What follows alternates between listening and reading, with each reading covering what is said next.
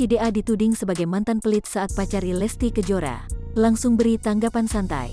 Beberapa waktu lalu, publik sempat dibuat heboh dengan pengakuan Lesti Kejora.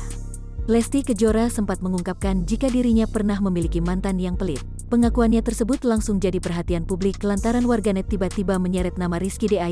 Sebagaimana diketahui, Rizky DA sebelumnya pernah menjalin hubungan asmara dengan Lesti Kejora.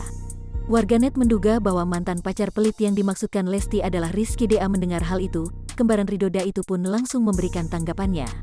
Tak banyak yang diutarakan, Rizky DA terlihat tak mau ambil pusing dengan pemberitaan tersebut. Ia bahkan tampak cuek dan enggan banyak bicara karena takut membuat kehebohan baru. No comment, Iki mah takut nanti jadi masalah, kata pria yang akrab disapa Iki itu, dilansir Tribun Style dari YouTube Cumi Cumi pada Selasa, tanggal 7 September tahun 2021. Iki saat ini terlihat pasrah dengan gosip yang beredar di tengah masyarakat tentang masa lalunya dengan Lesti Kejora. Mengingat saat ini, baik ia maupun Lesti sudah menjalani kehidupan masing-masing.